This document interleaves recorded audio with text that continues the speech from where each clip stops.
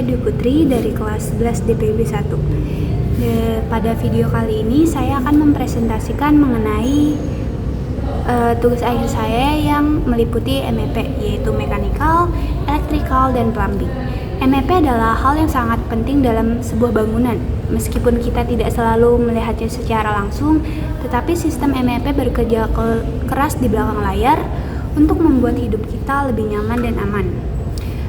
Ketiga sistem ini yang akan membuat bangunan layak huni bagi manusia pada suatu gedung maupun bangunan. MEP biasanya dirancang bersama, baik itu mechanical, electrical, dan juga plumbing, karena tingginya tingkat interaksi antara ketiganya. Dan apa sih itu mechanical, electrical, dan juga plumbing? Mechanical adalah bagian yang berhubungan dengan segala sesuatu yang bergerak di dalam bangunan.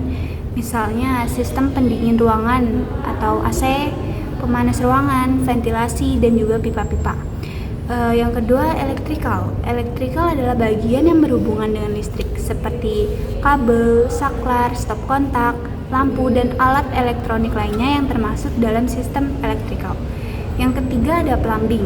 Plumbing adalah bagian yang berhubungan dengan air. Pipa-pipa yang mengalirkan air bersih, air bekas, dan juga air kotor.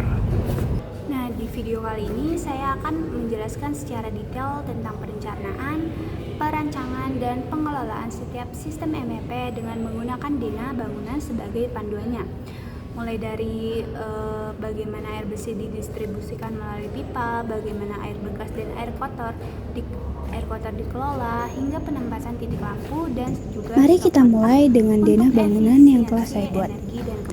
Pertama-tama, saya akan menjelaskan tentang sistem instalasi plumbing. Di sini telah ditampilkan sebuah Dena rencana air bersih.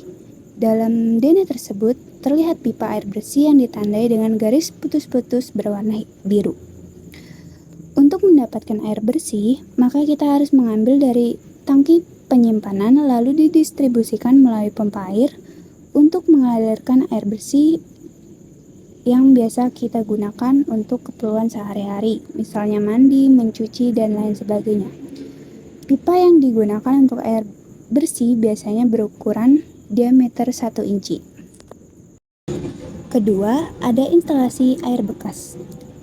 Di dalam Dena tersebut, pipa air bekas ditandai dengan garis putus-putus berwarna ungu.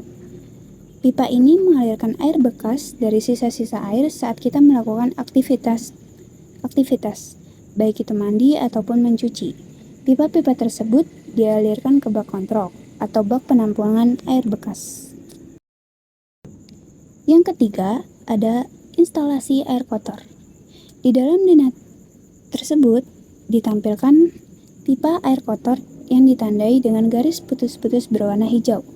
Pipa ini mengalirkan limbah berupa tinja toilet ke bak penampungan air kotor atau yang biasa disebut dengan spiteng.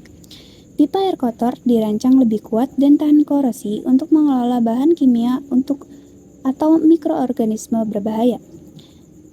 Dan pipa air kotor ini biasanya memiliki diameter lebih besar daripada pipa air bersih ataupun air bekas. Hal ini dikarenakan agar tidak terjadinya penyumbatan untuk sistem aliran air kotor. Selanjutnya, saya akan menjelaskan tentang sistem instalasi electrical. Berikut ini ada Dena dari rencana instalasi titik lampu. Di Dena tersebut, titik lampu ditandai dengan simbol berbentuk lingkaran. Pemasangan titik lampu disesuaikan dengan kebutuhan pencahayaan di setiap ruangan agar merata, dan saklar lampu dipasang pada tempat yang mudah dijangkau oleh penghuni.